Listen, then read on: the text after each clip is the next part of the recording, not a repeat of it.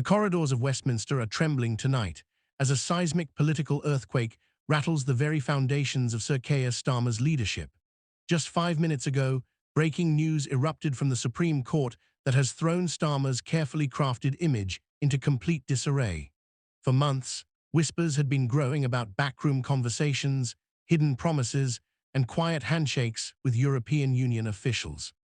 Now the Supreme Court has dropped a ruling that exposes what critics are calling the most dangerous and deceptive arrangement in modern British politics, a hidden EU deal that Keir Starmer never wanted the public to know about. And the consequences could not be more devastating for his credibility, his party, and perhaps the future of the United Kingdom itself. At the heart of this scandal lies one fundamental truth: transparency and accountability are the lifeblood of democracy.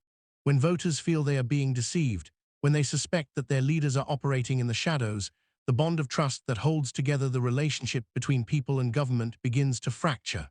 For years, the question of Britain's relationship with the European Union has divided families, split communities, and determined the direction of entire elections. The Brexit referendum was meant to close that chapter, to allow Britain to forge its own path, independent and sovereign. Yet now, with this ruling, the Supreme Court has confirmed what many had feared. Keir Starmer's private dealings risked dragging Britain back into an arrangement the people had already rejected. So what exactly did the court find?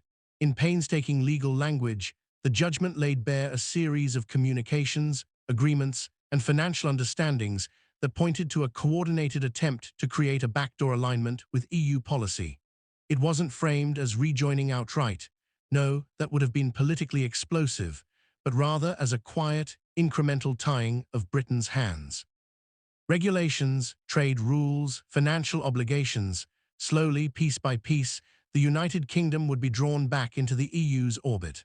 According to the ruling, this was not speculation, not hearsay, but documented proof that commitments had been made without proper parliamentary scrutiny or public disclosure. For ordinary citizens watching at home, this revelation feels like a betrayal of monumental proportions. People sacrificed years of division and uncertainty to move forward after Brexit. Businesses adjusted, families adapted, and communities tried to heal. And yet, beneath it all, Starmer appears to have been engaged in secret arrangements that undermine that process entirely. Supporters of Brexit, who already distrusted Labour's commitment to the referendum result, are now furious. But even those who opposed Brexit are questioning the method, because no matter where you stood on that issue, one thing is clear: a decision of this magnitude cannot be made behind closed doors. The Supreme Court's intervention did not come out of nowhere. For months, journalists and opposition figures had raised alarms about missing documents, vague commitments, and unexplained financial flows. Whistleblowers hinted at quiet meetings in Brussels, unrecorded conversations, and the use of private channels to avoid scrutiny. Yet Starmer and his team dismissed these claims as conspiracy, exaggeration, or partisan attacks. But today, the highest court in the land confirmed that there was substance, hard evidence that pointed to a deliberate attempt to bypass both Parliament and the people. The drama of the courtroom was intense.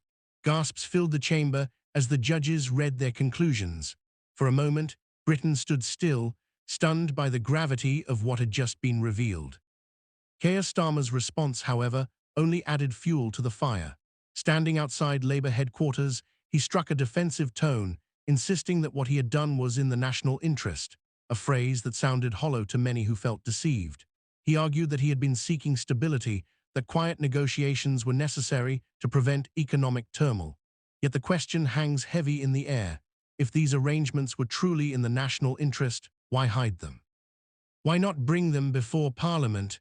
Why not trust the people with the truth? Meanwhile, the political fallout has already begun. Reform UK, long dismissed by Labour as a fringe movement, has seized this moment with both hands. Richard Tice wasted no time in blasting Starmer, declaring that the ruling proves Labour cannot be trusted with the nation's sovereignty.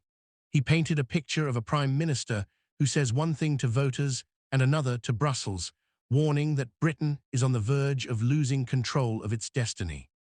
Even within Labour, murmurs of dissent are growing louder.